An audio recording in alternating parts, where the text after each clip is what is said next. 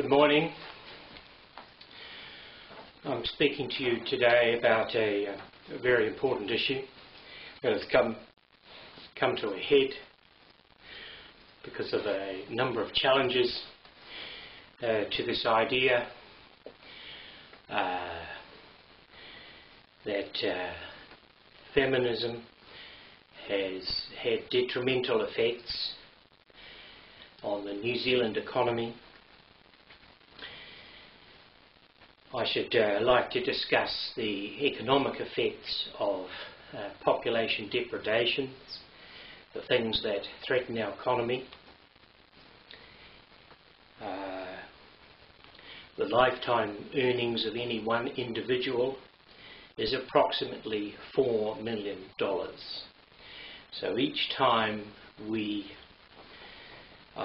eliminate a child, a baby, from the womb, from the country, we expel this person, we lose $4 million. Now some people say, every child, a wanted child, that we go on to have these children anyway at some other later stage. This is probably so in the case of a stillbirth, and in a society where children in the womb, and therefore children at large and in general, are respected, and motherhood and mothers and families and men are respected, this may occur. However, that was a society prior to 1972 in this country. At that point, the disrespect for men, for children, for families, for babies, for pregnancy, for birth began.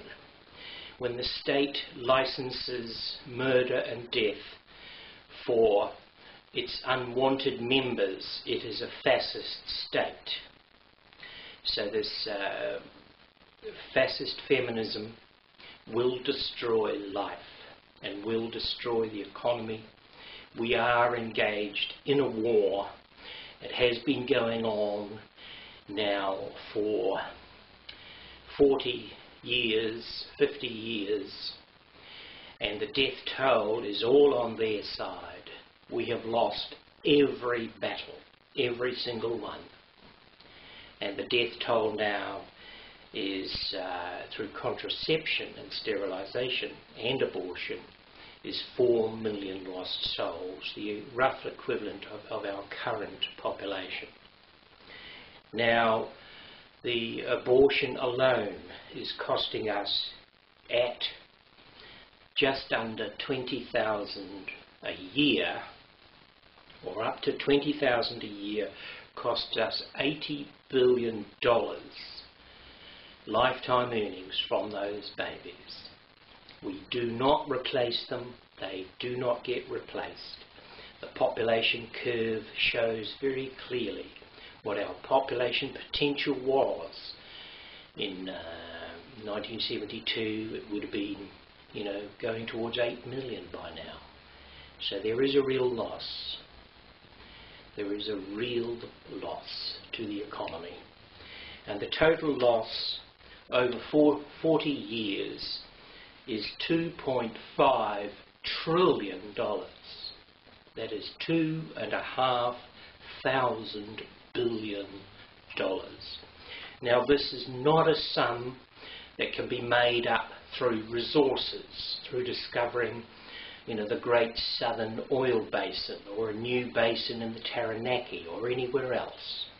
These resources will never deliver anywhere near that level of profit to New Zealand.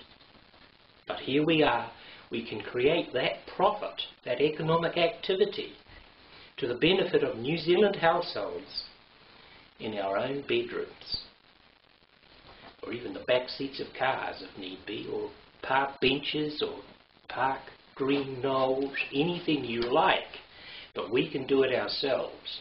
And nothing in science or in commerce or in research, development, the government can do nothing to make up that loss. Nothing. Everything palls in comparison with it. You tamper with it at your peril.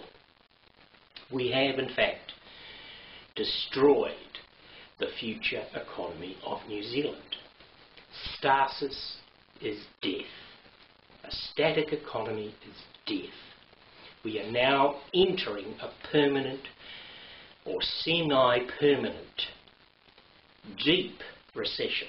It's only just begun. It hasn't even really got going yet. Because all of this loss is in the future. Now, they said at the time, we are wealthy. And look, we have a low birth rate. Let's lower it even further and we'll be wealthier. Well, maybe we were for a time a little bit like that. This is cash in the hand on the day.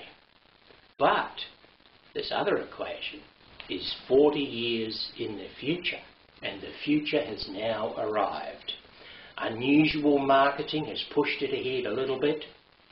Remember the days when we had telephone calls 2 or 3 times a week trying to sell us something? That is unusual marketing, and very annoying too. And then credit arrangements, unusual credit arrangements, stretching things out just a little bit further to keep the delusion going. You know, 4 years credit free, that's what it got to. That's unusual. No company can make a profit on that. When people, you know, just take off for Australia and move places and you can't keep track of them, and there's just too many to follow, but they've got the goods, you see. So it's licensing theft, and there's not too much really you can do about that. So the fact that they were even contemplating those things and doing those things tell you that something is afoot, something very unwelcome and very unusual, and unusual indeed it is. No society in human history has ever done this, has ever volunteered for this, because there's always famine, weather changes, invasions, wars and losses from natural disasters and so on and so forth. In comparison with this loss, the loss of the Christchurch earthquake is a mere pinprick. 20 billion so far perhaps, maybe going to 30 or 40 billion, maybe even 50 billion. But that $80 billion is what we do every year. Every year. Every year. Not just an unusual earthquake year, but every year. And it makes